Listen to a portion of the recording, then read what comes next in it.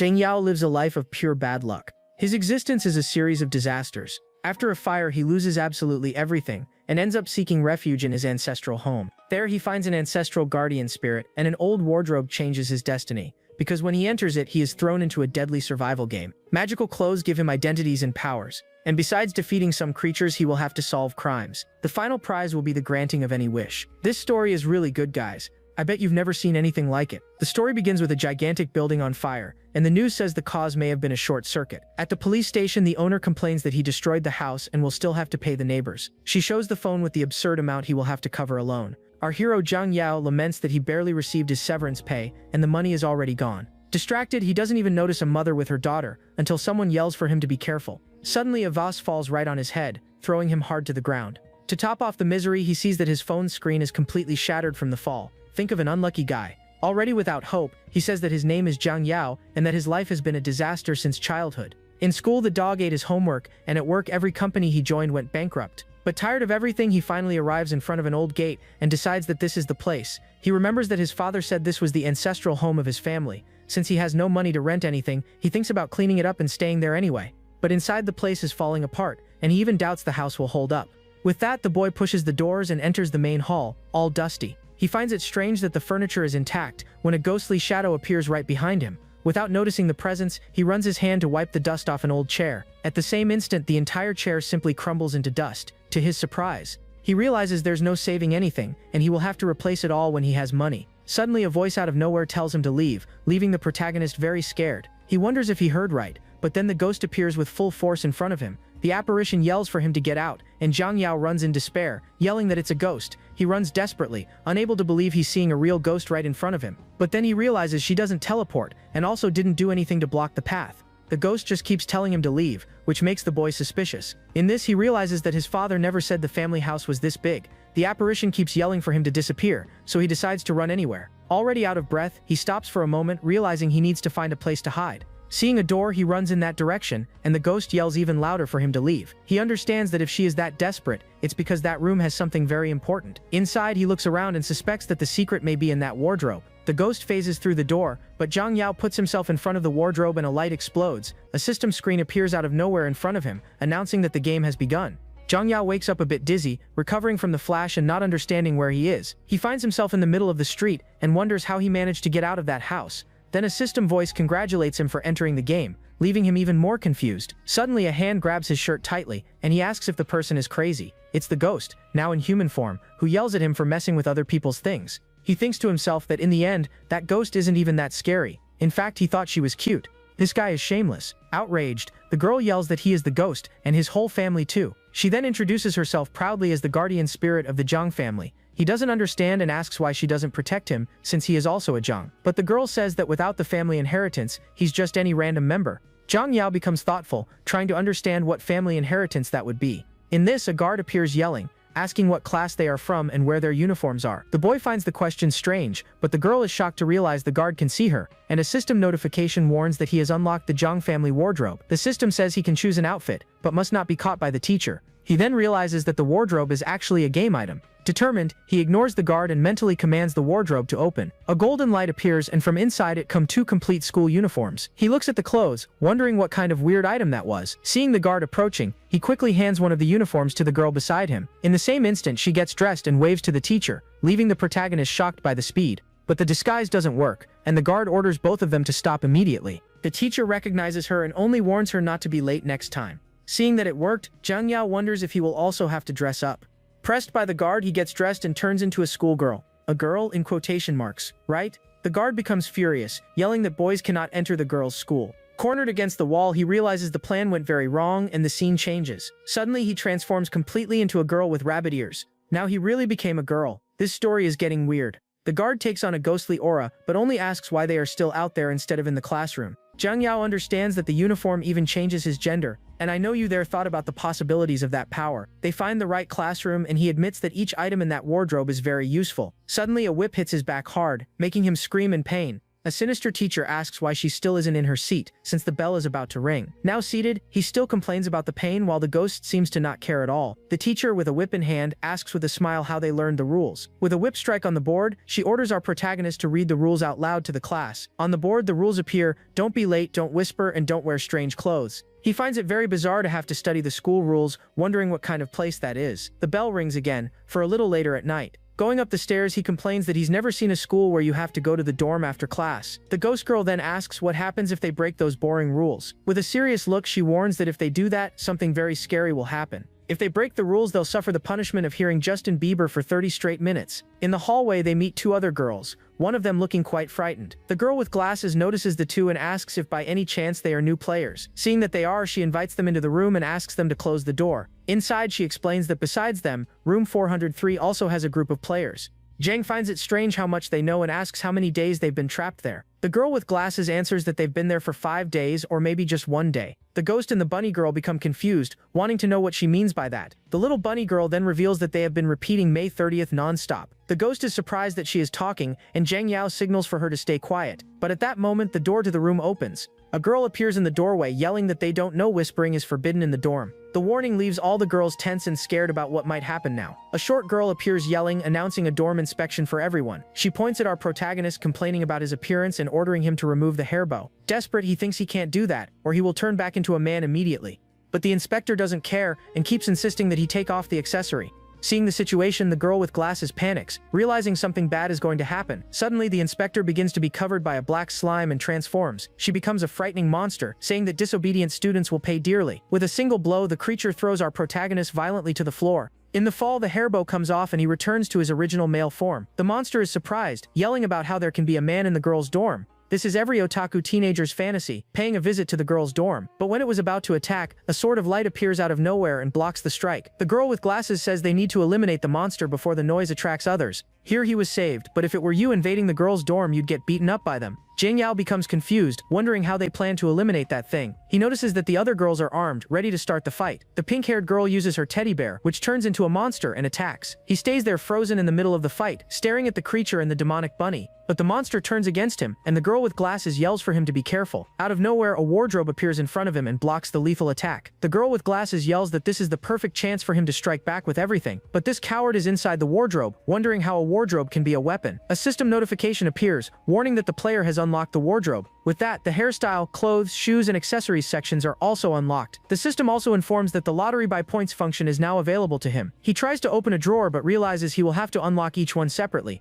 A roulette appears out of nowhere, and he discovers he earned 2 spins for defeating the monster. While some stories have destructive power systems, here we have a femboy system. The scene shifts to the girl with glasses, who laments that her clothes are all torn after the fight. The pink-haired girl feels guilty, but the other says that if it weren't for her, she wouldn't be there. She then thanks her companion, saying that without her stuffed toy they would never have won.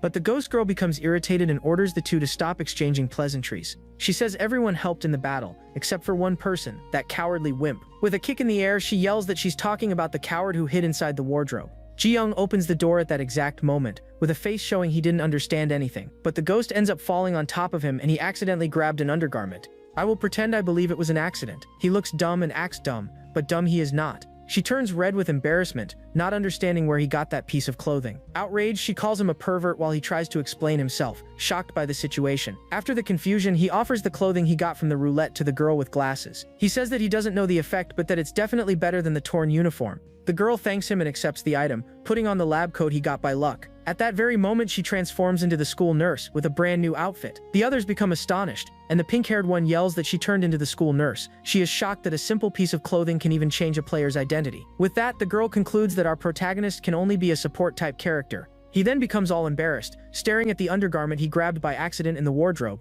Jang starts imagining the effect of that clothing on the girls, turning completely red. For those who doubted this guy was shameless, now you're certain. But soon after, he becomes disappointed when he learns that the 3 of them wore it and nothing happened. The ghost girl agrees it was a huge waste of time, and the others become embarrassed. Since it didn't work on them, the ghost suggests that the protagonist himself should try using it, climbing on top of Jang. For this scene, I'll leave it to your imagination. The nurse then returns, saying she tested the clothing and can now go out without being caught. She takes the chance and announces she will investigate the entire school during the night. The pink-haired girl asks to go with her, telling her to say that she is sick. The nurse asks if she isn't scared, but the girl says she's more worried about her. Suddenly, a noise at the door draws attention, and two girls fall into the room in a scene with no fan service at all. The ghost girl immobilizes the newcomer, while the nurse asks who she is. The system then reveals that the girl is Lu Xiaoyue, the president of the student council. The nurse becomes surprised, realizing she found another high-level character. The president says she heard the conversation and that she also can move freely around the school. With that, the group split up, and the nurse announces that a new cycle begins at midnight.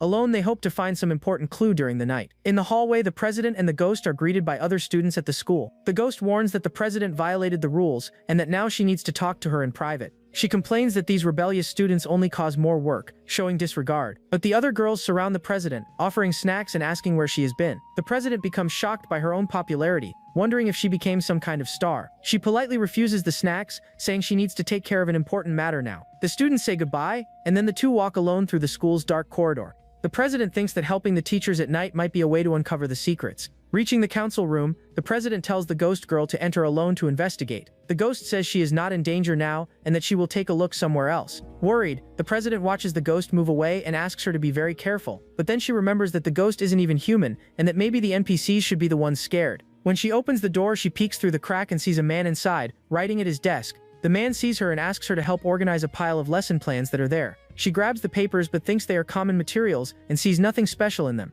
Out of nowhere, the teacher grabs her from behind, asking why she arrived before 11. "My God, guys, you can't trust anyone in this world." He whispers something in her ear, and the girl becomes shocked, thinking he is having an affair, but in reality it was the real president, who explains she came earlier because she had spare time. With a mischievous smile, he says that in that case they can get their meeting started ahead of time. The scene shifts to the rooftop and the ghost girl realizes they meet there in secret. She concludes that if the president has a romance with the teacher, she must know many secrets. She starts planning, thinking about how she will make the teacher spill everything at once. In that moment, the teacher hugs her from behind and asks if the girl missed him. He says he knew she couldn't stay away, but the girl feels like vomiting. Disgusted, she orders him to take his filthy hands off her and pushes him with all her strength. The man becomes furious at her attitude and throws her violently off the rooftop. He smiles sinisterly, saying that if she had been obedient, none of this would have happened. But she manages to hold onto the railing and insults him, saying she has put up with him long enough. Outraged, she climbs back up, furious that he dared to set a trap for her.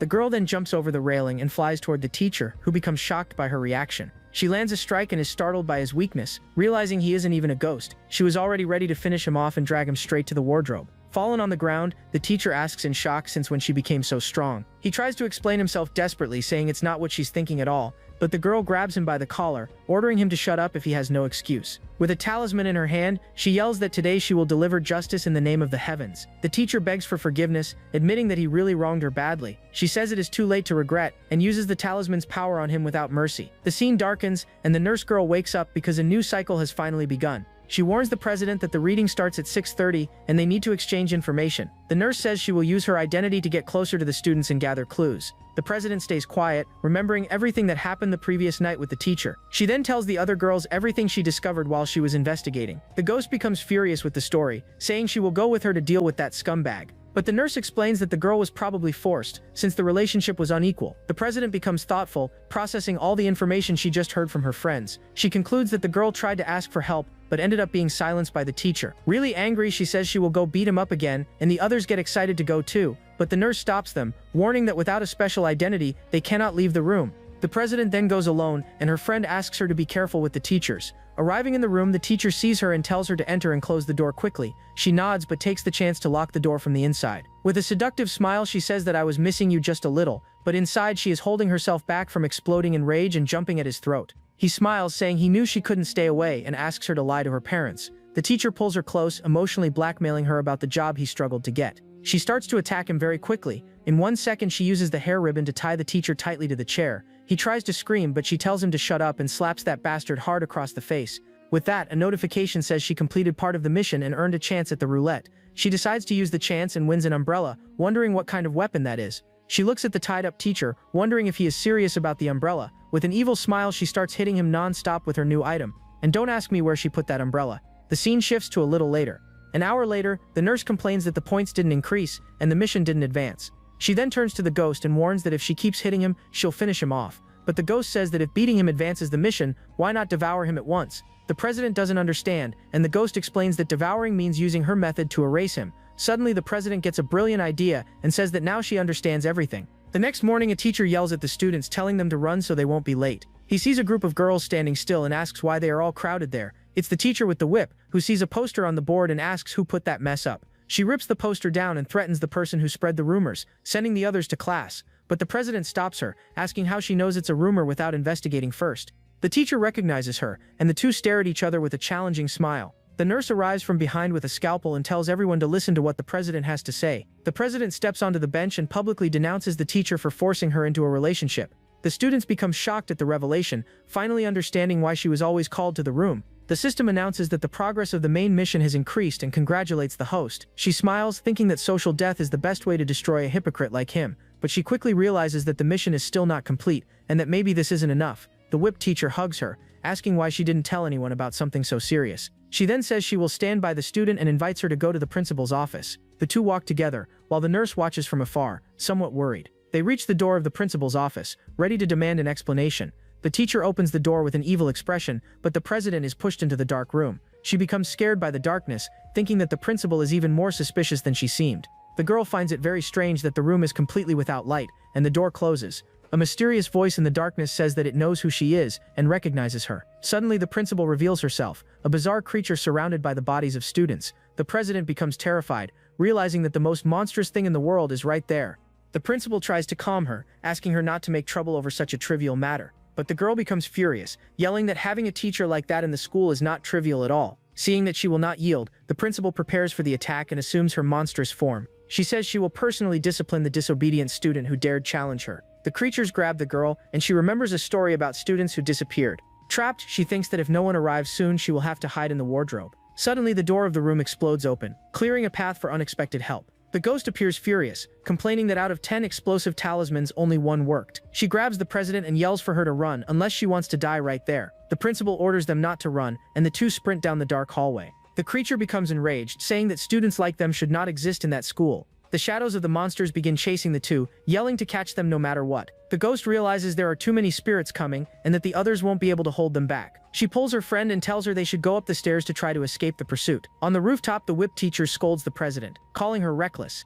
She accuses the girl of dragging a promising teacher into trouble, ruining his career. The teacher then thanks her for the support, but the whip teacher says she just can't stand rebellious students. The ghost realizes the teacher is arrogant because he has connections, and she already prepares another talisman. But the president stops her, warning that there are many monsters on the other side of the building. She says she will take the blame so they take her, and her friends can survive. She becomes furious, thinking that the victim did nothing wrong to have to admit guilt. With a confident smile, she shows the photos she took, and says she has something even better. The monsters rush toward her, but the president yells for her friend to take the chance and go. Suddenly, the girl begins to shine, leaving the president confused by that light. In an instant, she transforms, and the president realizes she is the real Lu Xiaoyu. The teacher tries to attack from behind, but the president warns her friend to be careful. With a simple snap of her fingers, she scatters all the shadows and saves her friend from the attack. The ghost becomes impressed, saying she has never seen a resentment so powerful like that. She yells at our protagonist to get out of the way because she is the strongest ghost in the world. The real Xiaoyu hands a talisman to the president and ignores her, walking toward the boy.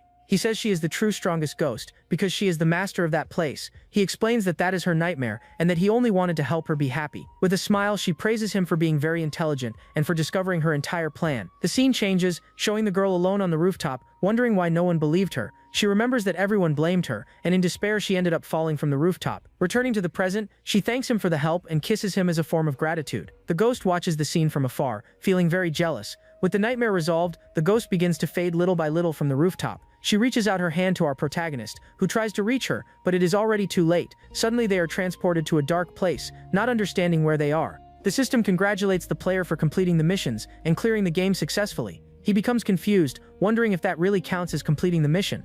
Then, the system says he received a thank you gift from the master of the world. The ghost becomes outraged, wondering why only he got a thank you gift. When he opens it, a complete bunny girl costume appears shining in front of him. This system is a clown too. Zhang becomes irritated for only receiving girl clothes, and the ghost teases that he has a fetish. She encourages him to try it on, saying that a gift from the master must be powerful. I think this is going way too far, but he refuses, so he suggests that she could try the outfit herself. She becomes all red and refuses immediately, saying she would never wear something so strange. Suddenly the boy feels dizzy and asks her not to do anything for now. A portal opens under him and starts pulling him in. To the ghost's surprise, she manages to grab his hand in time, trying to keep him from being taken away. A tunnel of time and space opens, and the system announces that the point scoreboard has been unlocked. the two are pulled upward, and the system congratulates the player for the ranking update. He becomes shocked to discover that all those ghosts were only from the beginner stage. A mysterious voice warns that the game is dangerous, but the reward is more precious than life, and the player who clears all the worlds and reaches first place in the ranking will receive a gift, a rare and mysterious gift, capable of granting any wish a person may have. The ghost thinks that no matter what the wish is, it might truly become reality. So the boy decides that it's not enough to just clear the game. He must be the first. The ranking shows that he is in position 677, and the ghost is in 608, one below him. Suddenly, a strong flash appears in front of them, blinding both of them. He wakes up back in the ancestral house, wondering if he finally returned to the real world. The boy celebrates relieved, happy for having managed to escape that crazy game, but to his surprise, he sees the ghost floating there, and panic hits him immediately. A system notification warns that the next game will open in one day, so they should prepare. The ghost becomes furious, yelling that cursed game seems like it will never end. She uses her powers and ties him up, but he tries to calm her down, saying that they are still a team. She brags, saying she didn't even use 10% of her strength in that stupid game, but he breaks free and realizes that maybe the game had some kind of power restriction. The ghost seems to understand that too, wondering if that was the restriction she felt. She starts flying around the house, and he follows her, asking where she thinks she's going. They reach a room full of talismans, and he wonders what that is. The ghost tries to touch the talismans, but gets shocked hard and screams in pain. He holds her and realizes it still doesn't work, even with her trying with all her strength. With her hand on his chest, she says that now it's his turn to try his luck. He steps closer, and when he touches the talisman, his hand begins to shine. The ghost looks at him with bright eyes, completely shocked by what she is seeing. She sees him in a different way, as if he were another person, and is left speechless. With tears in her eyes, she calls him master, recognizing his true power. She hugs him emotionally, saying that her master has finally returned home. He becomes completely confused by the situation, wondering if she is talking to him. The ghost steps back embarrassed, and wonders why his aura is now only his own. He doesn't understand anything she is saying, and asks what the aura clearly was. All flustered, she looks away and answers that it was nothing important, for him to forget it. She says she was silly to confuse him, since it is normal for him to have a trace of the aura. He turns to the altar and reads the name of the patriarch, finding the name very familiar, but she becomes irritated, yelling that he has no right to say the master's name. The girl complains that the clan decayed for having descendants who don't know their own history. He becomes shocked, wondering if the clan leader could really control ghosts. With a kick, she yells that she is a guardian spirit and not any random ghost. They look at the empty room and she complains that there is nothing there besides the altar. She laments because only the master could suppress her power and she thought he had returned. He becomes excited, asking if his father and grandfather are also around somewhere. She scolds him, asking if he thinks someone can simply skip reincarnation. He looks at the broken phone and realizes he spent almost 24 hours in the game without eating. Desperate, he yells that if he doesn't eat soon, he is the one who will reincarnate from hunger. The scene then changes to an empty street, showing that they went out to look for food. Eating, he asks how she, being a ghost, can stay fine under the sun. She flicks his forehead, reinforcing that she is a guardian spirit, not a haunting. She thinks that before she couldn't leave the house, but now that he lives there, she can move. While eating, he searches on the phone, but doesn't find any clue about the game. Suddenly, he finds a news article about the girl from the game, Lu Xiaoyu. Shocked, he wonders if she really existed in the real world. The scene changes to a bus running at night, and he is inside. Thoughtful, he convinces himself that he has no connection with her, so the police won't talk to him. The bus stops at the stop, and he and the ghost get off right in front of the school from the game. He understands that it probably isn't just a game, but something much more serious. The scene focuses on the school's clock tower, and a strange energy begins to surround them. Suddenly he wakes up tied to a bed, and the system welcomes him back. He understands that the one day of preparation the system mentioned starts counting from midnight.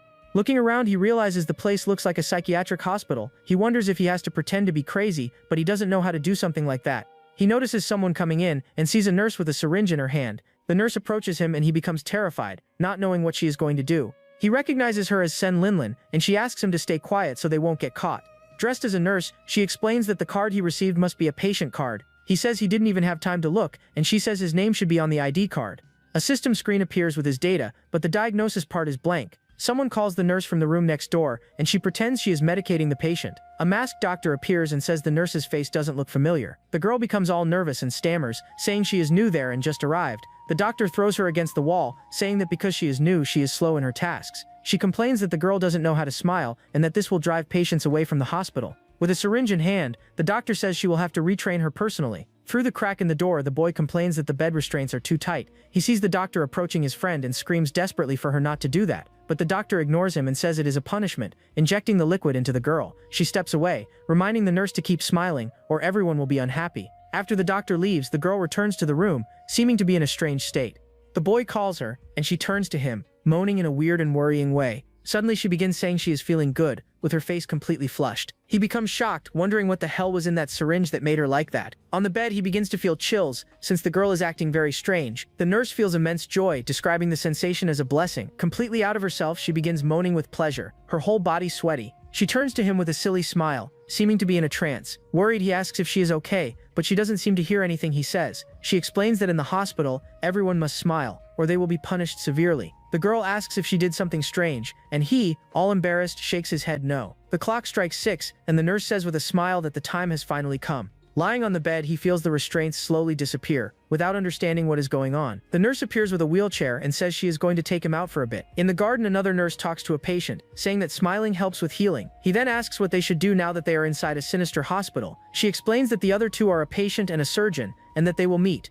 She approaches him and remembers that the ghost had an item for them to use in the game. The scene shifts to the hospital lobby, a dark and completely empty hallway. Suddenly, the nurse appears wearing a bunny outfit, all embarrassed. The doctor and the ghost are also wearing the same outfit, complaining that if they knew they wouldn't have worn it. They throw the bunny tail into the hallway, complaining that it is way too bold. Hidden, he peeks from inside his room. Observing the item lying on the floor, suddenly a tiny hand appears and carefully picks up the plush tail. The boy leaves the room and comes across the little girl sitting there, holding the item. He finds it strange that she isn't smiling and tells her that the bunny tail belongs to him. The boy asks if she liked it, but the little girl only stares at him in silence. He thinks that he cannot expose his group, because he still doesn't know who that girl is. To cover the situation, he then decides to give the bunny tail to her as a present. A voice announces that the visiting time is over, and he laments not having found any clue. Our hero points to his room and tells the little girl that he is going back first. But suddenly, the girl jumps onto his back and holds him tightly. Hidden, the ghost becomes irritated, wondering why he is getting involved with others. He asks what is wrong, but the little girl stays silent, only hugging him. Without getting an answer, he starts to suspect that maybe the girl is mute. He then asks her to let him go, and the girl obeys, stepping a little away from him.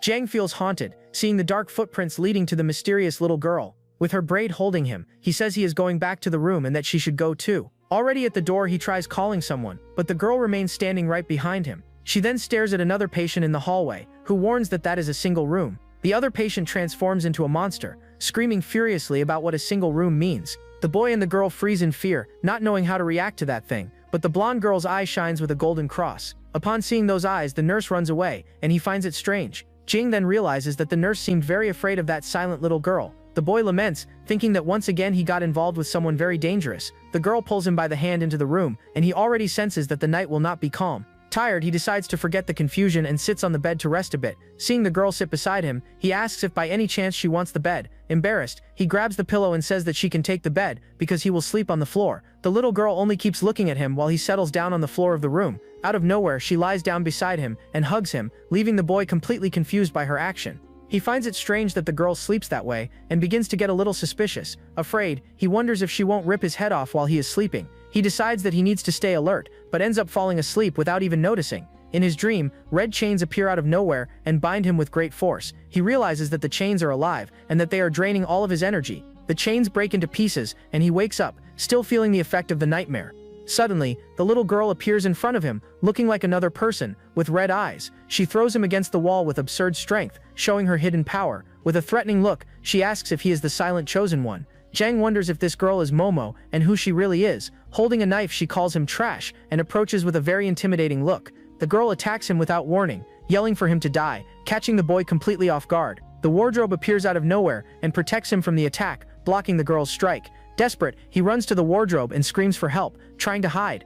He believes that if he manages to hide inside, he will finally be safe. He closes the wardrobe door and peeks through the crack, surprised that it actually worked. Inside, he panics and screams, realizing that this is not his wardrobe. But the girl appears with him, asking if he thinks that just hiding is enough. Suddenly, he notices a bunny headband right beside him, which leaves him confused. The girl stands there in front of him, only watching him in complete silence. He grabs the headband and, all awkward, asks if she by any chance likes that item. He then offers the accessory to her, and she holds it with both hands, seeming to like it. With that, she puts on the top part of the outfit and returns to normal, to the boy's surprise. He understands that the outfit was for her, so he says that the bunny costume now belongs to her. With a smile, the little girl hugs the new outfit, seeming very happy with the present. Seeing the scene, he gets the impression that she really liked the costume a lot. But out of nowhere, the girl jumps on him again, hugging him tightly once more. The system warns that he has met Momo and unlocked her affection level. The notification explains that high affection can have unexpected consequences in the game. Her profile appears, revealing that Momo is an S-rank patient with identity disorder. He finally understands that that other version was Momo's second personality. Carefully, he asks if she knows she just transformed into someone else. The little girl looks at him and answers softly, calling the other personality her older sister. He is surprised, realizing she can speak, and gets confused by the term older sister. Momo grabs the bunny outfit and says that that is her older sister's costume. He remembers the aggressive personality and realizes she is the murderous bunny girl. With a smile, the girl says she feels very comfortable near him and falls asleep. In her thoughts, she remembers her other personality telling her to stay away from men, but she ignores the warning because he was the one who brought her sister's outfit back. In a vision, the other personality appears alone and vulnerable, suffering in the dark. She believes that with the outfit back, maybe her sister won't suffer as much. Besides that, she feels very comfortable and safe near that gentle boy. The other personality appears with a protective expression, saying that no one can hurt him. The scene shifts, showing a bizarre creature in the hallway. The system warns that Momo's favorability has increased, and that he earned 5 more lottery chances. He decides to use his chances on the roulette, but gets scared by the variety of bizarre items. With the new items, he is shocked by a specific piece, and wonders if that is even allowed.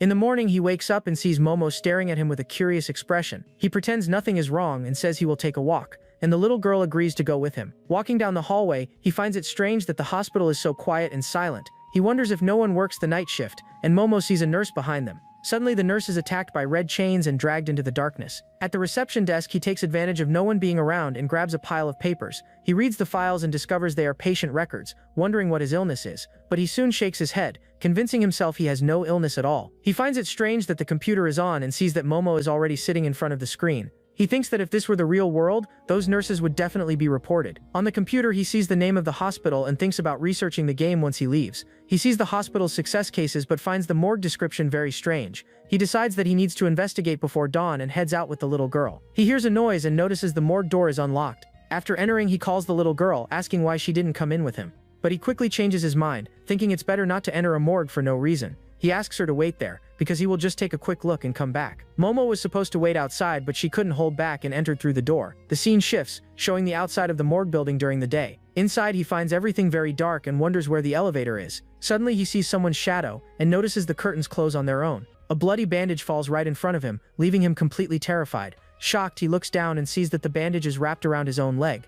The little girl beside him hears the noises and becomes all red and trembling. She starts shaking with fear, sensing the presence of something very dangerous nearby. A bandaged creature appears, asking which department he is from. She says it looks like it is not yet his time to be in that place. The creature approaches him with a smile, asking him not to be in such a hurry. She wraps him with her bandages, saying he will have plenty of time to stay there. The boy wakes up in a wheelchair, and the creature appears holding a vial. She is surprised he woke up so fast, which makes her very interested. She says that maybe his body is suitable for drug testing and forces him to drink. He becomes all red and dizzy, wondering what kind of drug that was. In sequence, he falls asleep and begins dreaming about the bunny outfit. In his dream, the cute girl begs him to spare her, completely embarrassed. He hears the ghost mumbling while sleeping and finds it funny that ghosts talk in their sleep. Suddenly, he wakes up in a strange place, surrounded by several girls in pajamas. The one with glasses asks him to help clean a stain, with a very seductive look. The ghost is also there, asking him to be gentler while she stretches. Momo's 2 personalities appear, and one of them says that he also enjoys the situation. The scene returns to the hospital. Unfortunately, it was all just a dream, guys. And the creature tells Jang to sit and just enjoy the moment. The nurse peeks through the bedroom door, seeing the creature with its torture tools. She panics, worried that he won't survive swallowing all those potions. To save him, the nurse decides to suck the potion out of his mouth before he swallows it. She manages to remove everything in time, but ends up blushing all over with the situation. The ghost wakes up in a hospital room, wondering what is happening there. Suddenly, she realizes she is tied to a chair, unable to move. One of the doctors checks her teeth and suggests sharpening them to turn them into fangs. The other doctor complains about the average size, and the ghost yells for them to let her go. She revolts, saying that she didn't ask for fangs and much less implants. The doctors explain that they know that, but that it's a request from their client. With a scalpel in hand, they say that the ghost is just the merchandise of the moment. Shocked, she wonders what kind of client that is and how she became merchandise. The doctor approaches and asks her not to worry because the surgery will be quick. The two stare at her with a sinister smile, saying that she will become the perfect merchandise. Trapped, the ghost struggles, thinking that if it weren't for the seal, she could escape. One of the doctors injects something into her, and she realizes she will never be able to break free. The seal on her chest breaks, releasing a powerful and unknown energy. A dark energy explodes in all directions, and the ghost transforms, ending up with pitch black hair and a very beautiful appearance. The doctors cling to each other in terror, not understanding what is going on with that powerful aura. The transformed girl says that they offended the princess and unleashes a deadly attack. Screams of despair echo through the room, and one of the doctors cries for help from her sister. Suddenly, the ghost is already outside, not remembering how she managed to escape.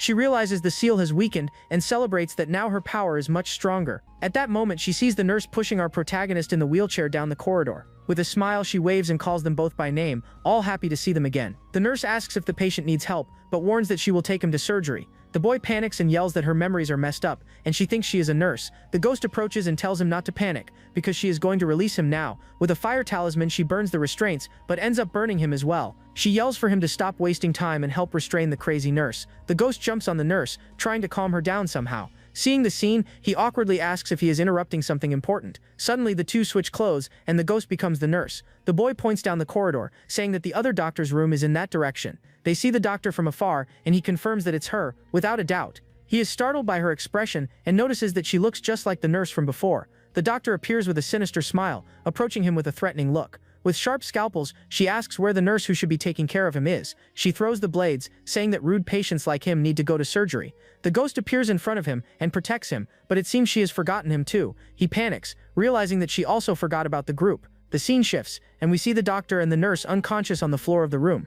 The ghost complains that he is useless and has no attack power to help. Embarrassed, he answers that, after all, he is just support. The ghost explains that the spiritual bodies of the two are incomplete. He asks what that means, and she says they need to find the missing bodies. She concludes that even if they return to the real world, they won't be able to live well. The ghost explains that at best they will remain fragile and weak forever. He understands that they need to help find the bodies, but wonders how the doctor got lost. The ghost has an idea and remembers that the doctor had just left the operating room. The two arrive in front of the operating room, and Jang looks around. Suddenly the girl shouts his name, and the scaredy cat falls to the floor in fright. The girl even asks how the former master could have such a descendant. Lying on the floor, he asks if the voice is referring to that Jang Yao. She stands up and he calls her, but the ghost seems to no longer remember him. Worried, he asks what's wrong, but she keeps staring at him in confusion. She explains that in the last surgery, it seems that a part of her spiritual body was cut off. She says she was never human, so she will not end up like the others, even missing a part. It's just that, because of that, she seems to have forgotten some important things from her past, as if a part had been taken from her. She concludes that the bloodline of the former master must be protecting the boy. Curious, she asks if he doesn't want to know what kind of person the former master was. He answers yes, and that she was someone very important to him. He asks her to remind him if he ever forgets her in the future, and she agrees. Suddenly, a giant syringe falls from the ceiling, almost hitting the two in the process. The ghost pushes him away, saving him from the impact of the giant syringe on the floor. The ground cracks from the force, and the syringe gets stuck right in the middle of the corridor. A creature hanging from the ceiling, full of eyes, asks if they are the new co-workers. The upside-down creature stares at him and says that his face is not familiar. He hides, and the ghost punches him, complaining that all he knows how to do is hide. She throws him to the ground, saying that he does nothing but take advantage of women. He sees the little girl there too, and she looks at him with suspicion. The ghost says that if it weren't for her help, he wouldn't have gotten out so quickly. The little girl picks up a wig and asks him if he also wants one of those. She throws the wig on the floor and points down the corridor, indicating the path to follow. He asks where she is going, and if by chance she wants them to go together. She leads them to the door of a room, and he asks why she brought them there. Upon opening the door, they come across a bald patient holding a teddy bear. The patient gets irritated when he sees them, and a dark aura begins to form around him. Desperate, he hands over the wig, saying that it is a gift, and that he doesn't need to thank him. The patient calms down, and they run away in fear, leaving the bald man confused. With the wig on his head, the patient transforms into a cute and smiling little girl. He suspects something went wrong, because he felt that she wanted to attack him with everything. The system congratulates him for meeting patient 215 and unlocking her favorability. He gets excited upon learning that he gained another lottery chance and spins the wheel again. The ghost complains that his wardrobe is not decent at all, full of strange items. With a smile, he asks if the little girl knows who needs those things. He then decides that he will test the items on each of the hospital's patients. He gives a little shoe to one patient, and the ghost gives a piece of clothing to another. With the new items, they walk through the hallway, helping all the patients they find, but in the end, one of the patients ends up being trampled by the ghost, making him worried. Jin continues unlocking the favorability of several other patients in the hospital. After handing everything out, he decides that he will search the other buildings of the hospital. He celebrates, saying that he never thought the things in the wardrobe could be used like that. The system congratulates him for unlocking a side mission, leaving him very confused. Suddenly, he sees several patients watching him from afar, through the hallways. The ghost approaches and anxiously asks if the mission has already been completed. He explains that two are still missing, even after they went through all the rooms. Momo appears and hugs him from behind, making the ghost jealous of the scene. He is surprised by her presence, and the ghost gets even more irritated with the situation. A notification warns that a patient's favorability dropped, making him worried. The ghost gets embarrassed upon realizing that the patient was her, and that the system caught her jealousy. She tries to pretend, saying that she is not jealous, just irritated with that scoundrel. He has an idea and realizes that the two missing are the doctor and the nurse. They go to the room and find the two tied up, appearing to be in a strange trance. He panics, wondering how he will gain favorability with them in that state. The ghost suggests doing something to make them happy, and he is unsure what to do. With a snap of his fingers, he uses his powers to create a relaxing illusion for them. In her dream, the doctor relaxes in the water, feeling all of her worries fade away. Suddenly, a bright light appears and kisses the doctor, and we can already imagine who that silhouette of light belongs to. The doctor wakes up startled, and he celebrates that she finally returned to normal. He turns to the nurse, who is still in a trance, and the doctor shouts her name. The two face each other, and the doctor tries to wake her friend, who is still trapped in the illusion. The doctor wonders if she was awakened like that, and the ghost confirms that yes. She explains that Momo said that removing their smile would wake them immediately. The doctor wonders about the last part of the dream, and what the nurse must be dreaming about. He wakes the nurse, who becomes all embarrassed upon seeing him there, and he unties her. She turns away, still flustered, and thanks him for trying to save her from the potion. He tells her not to worry, because they will find a way to restore the bodies. With a blushing face, she asks if in the dream he saved her from something. He gets confused, saying that he only helped exercise her facial muscles. She approaches and says that in the dream he stopped her from having a meal. With a sinister smile, she attacks him, and he realizes that the situation got really bad. She tells him to go to hell, but the ghost realizes that the one who woke up wasn't the nurse. With purification talismans, the ghost casts a spell to exorcise the spirit. The talisman hits directly, and the doctor appears to check if the boy is okay. He explains that he wasn't hurt, and that he is resistant to drugs, so it wasn't a big deal. The ghost says that the nurse's body is incomplete, and that the ghost doctor took advantage. A voice threatens, saying that if they continue with the mess, the pink-haired girl dies. Momo appears and warns that the ghost has already fused with the nurse a long time ago. He refuses to give up, but the ghost says there is a way to purify the soul. She asks him to extend his hand, preparing to perform a risky ritual. She makes a cut on his finger and begins to lick it, leaving the boy completely flustered. Suddenly, they are transported into the depths of her spiritual body. She says that she will charge a payment for having helped him, and kisses him without warning. The scene returns, and he sits there thinking about the kiss he just received. He complains that he didn't absorb power, and she explains that she needs to drain his energy. She teaches him how to feel the spiritual energy flowing inside his body. He manages to feel the energy, and the two merge into one spiritual body. The ghost begins to feel intense pleasure as the fusion completes. The energy flows between them, and the ghost seems to be enjoying the sensation a lot. He celebrates that she is back to normal, but she kicks him, telling him to stop. She tells him to forget what happened and inject the purified energy into the nurse. With the energy of the Jiang bloodline, the evil spirits will surely be repelled. He injects the energy and the nurse begins to scream in pain, feeling her body burn. The system warns that he completed the mission and gained the support of the hospital residents. He wonders if, as the new director, he can order the ghost doctors to open the doors. The scene changes, showing a woman complaining about the drop in satisfaction among VIP patients. A woman tells them to come in, but the receptionist gets scared and asks how they got in there. Momo appears and orders the woman to leave immediately, using her chains to attack. The receptionist is shocked, wondering how she could have helped the enemy group. Momo says that her sister wants her dead and attacks her with a powerful strike. Fallen on the floor, the woman begins to scream for help, begging for someone to assist her. A notification warns that the hospital director has disappeared and the election will begin. He gets excited, saying that he will be elected the new director with 100 votes at once, but the system scans him and says that he is not qualified to participate in the election. The ghost asks if he doesn't have an item that can change his identity. He then enters the wardrobe and begins to search for something that might help. He finds an item he hadn't managed to give to anyone and realizes that it was for him. With the new item, he transforms into a black-haired nurse with pigtails. Confident, he says that now it will definitely work and the election will happen. The system congratulates him on the election and appoints him as the new hospital director. He wonders if, besides the hospital, there are other areas to explore outside. He asks Momo if she wants to leave, and if he opens the gate, she will go away. He says that if a hospital can't save people, it's better for them to leave. The ghost gets jealous, wondering why he becomes so popular when he dresses as a woman. As the new director, he invites everyone to follow him out of the hospital. The system congratulates him for clearing the game and warns that the bond function has been unlocked. Inside the wardrobe, he finds it strange to see the items he had already given to everyone. Next, the system explains the sad story of the little bunny girl and the bond with Momo. The boy gets confused, but the ghost understands that this is like a spiritual contract. Afterwards, a notification says that he gained the trust of 100 spirits and a reward. He then asks what a contract spirit is, and if he can still see them again. But when it was about to explain, the floor breaks and the two fall into total darkness. Our protagonist wakes up on the ground, lamenting that another crazy game has ended. Then the ghost appears and immediately recognizes the brush he received as a reward. She grabs him desperately, telling him to go to the office to get ink and talisman paper. The guardian is sure that this is the master's brush and that it must have magical power, but he can't draw anything, and she accuses him of making a very ugly talisman. Annoyed by his uselessness, she suddenly feels a strong pain in her chest. The ghost doesn't understand why her spiritual body still hasn't fully recovered. The boy then realizes that his energy can help, but that it wasn't enough. Embarrassed, she throws herself on the floor, telling him not to even dream of that, which confuses him. Out of nowhere, the protagonist screams in pain, feeling a strange energy take over his body. The guardian doesn't like his expression and her spiritual body begins to shine. Awkwardly, he asks if the energy he transferred still wasn't enough. Outraged, she shouts that the problem isn't the energy, but that it is insufficient. She stares closely at him and asks if he is the one who can't do it right. And so we finish the first part of this story. If you want me to bring part 2, comment below. MC Sortudo. I'll leave 2 video recommendations from the channel that I'm sure you'll like. See you later, everyone.